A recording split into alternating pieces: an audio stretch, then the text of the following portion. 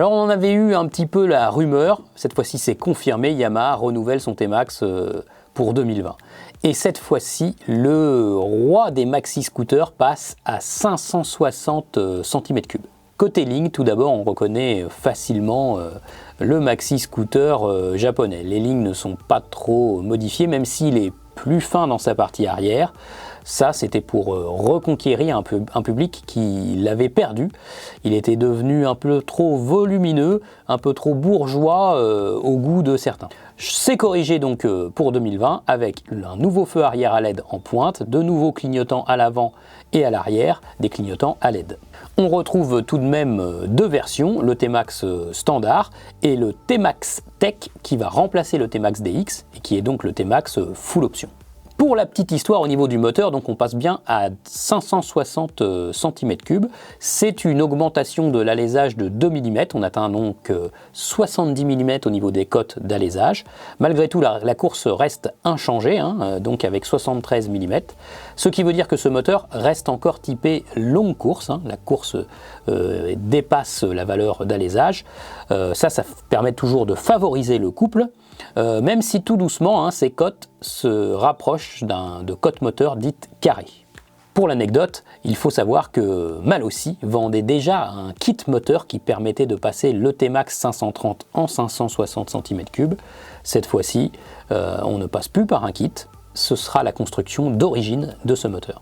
Au niveau des entrailles, on retrouve donc de nouveaux pistons en aluminium léger et également de nouvelles bielles.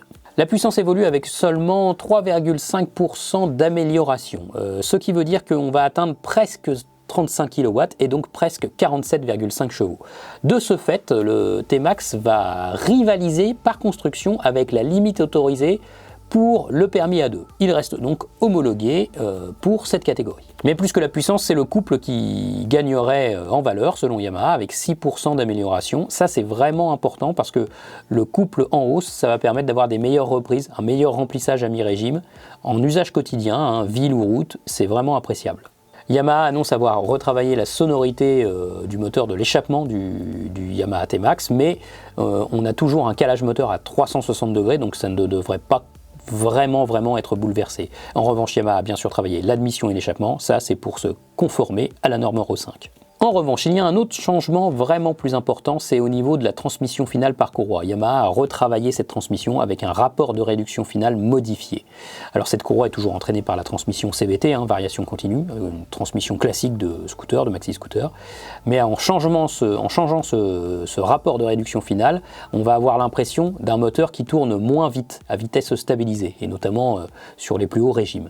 Ça va être très appréciable sur la route et notamment sur l'autoroute, où on va avoir normalement l'impression que le T-Max mouline moins. Et ça, ce sera très bien pour ceux qui parcourent de longs trajets tous les jours. Côté électronique, on a toujours le Yamaha D-Mode, donc deux modes de conduite, un standard pour la route et un plus sportif avec une réaction plus rapide de la poignée de gaz. Côté pratique, on relève qu'il n'y a pas de progression au niveau du volume de coffre. Le T-Max va toujours pouvoir accueillir un intégral, ou à la limite de jet. Ça, c'est toujours une question assez compliquée pour les ingénieurs qui mettent au point un gros scooter. S'ils dégradent ou s'ils abaissent le volume du réservoir, ils vont pouvoir gagner en contenance pour le volume du coffre sous la selle. En revanche, s'ils font chemin inverse, qui vont augmenter la taille du réservoir pour favoriser l'autonomie, c'est souvent une demande de la part des clients, eh bien on va forcément dégrader un peu l'espace sous la selle. Tout est une question de curseur, c'est toujours très compliqué. Le tableau de bord TFT est de type monochrome. Un peu dommage, ça aurait été plutôt pas mal en 2020 d'accéder à un tableau de bord TFT full couleur sur le T-Max, surtout que c'est quand même un véhicule premium. Alors c'est vrai que ce tableau de bord renseigne parfaitement de toutes les informations utiles et habituelles, et en plus on pourra avoir une application Yamaha pour avoir des informations supplémentaires, le degré d'inclinaison du véhicule, l'échéance pour le prochain passage à la révision, etc., etc. Et puis il y aura la possibilité de géolocaliser son scooter, ça c'est quand même très appréciable parce que c'est un scooter, vous le savez bien, très convoité. Mais Yamaha a quand même un peu raté le coche, puisqu'on voit aujourd'hui la concurrence doter ses scooters et maxi-scooters d'une connexion smartphone tableau de bord plus évoluée, avec notamment la possibilité de répercuter une navigation GPS sur le tableau de bord. on le voit chez Kymco, on le voit chez BMW, c'est très tendance et ça arrive. Et ça n'est pas présent sur le T-Max qui est quand même un scooter à la pointe. Dommage. Yamaha annonce à avoir aussi diminué un petit peu le poids et aussi diminué le poids sur les pièces en mouvement, ce qui va faire un scooter avec moins d'inertie. Donc Yamaha annonce que pour cette 7e génération du maxi scooter leader du marché, il sera plus sportif, plus puissant, plus dynamique, plus léger, bref plus affûté. En revanche, il ne bouleverse pas la formule qu'a choisie Yamaha depuis de nombreuses années. Il faudra sans doute pouvoir encore le faire un petit peu évoluer, notamment au niveau des aspects pratiques.